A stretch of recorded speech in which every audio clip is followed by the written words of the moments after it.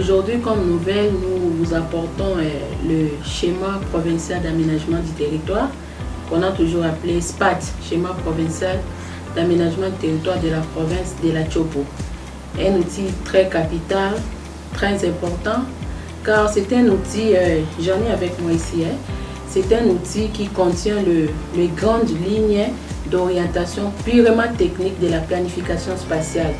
Alors nous avions voulu vous présenter ça pour s'imprégner et pour s'approprier.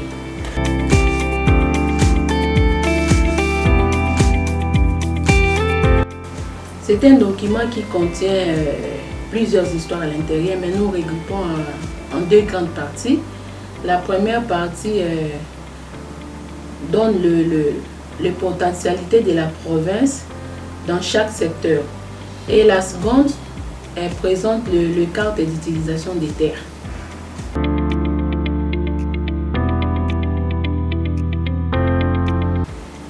Pour la population, si la population maîtrise le contenu de ces documents, ça va l'aider à réduire les conflits fonciers et puis la superposition des travaux sur un milieu, parce que c'est un document quand je dis la planification, pas seulement planification, mais la planification rationnelle de l'État.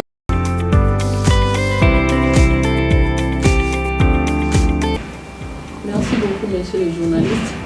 Les documents, nous à la division provinciale de la Tchopo, les documents venaient de nous parvenir il y a quelques mois. C'est un outil nouveau pour nous. Étant une jeune administration dans la province, on a ce souci-là de découvrir, d'apprendre et de donner le meilleur de nous-mêmes.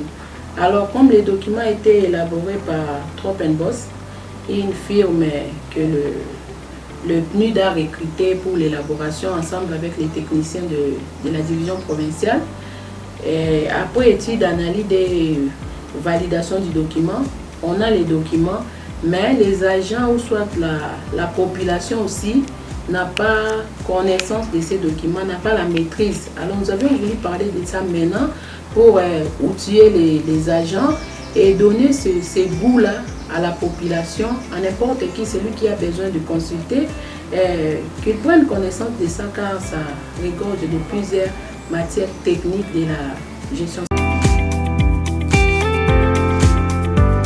Oui, monsieur, il y a plusieurs cartes d'utilisation.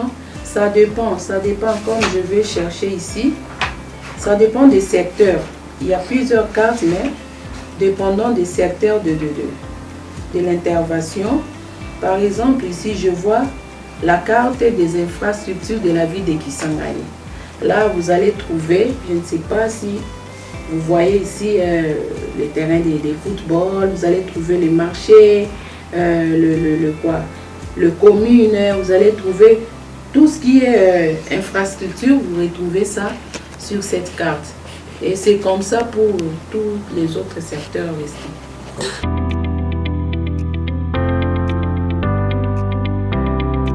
Celui qui est intéressé peut passer à la division provinciale de l'aménagement du territoire, soit au gouvernorat, parce que c'est un document du gouvernement congolais. Il fallait commencer d'ailleurs par là. Et même chez Trop Boss, c'est la firme qui a élaboré ce document. Même chez nos partenaires du PNUD, il y en a dans le cadre de Pirate.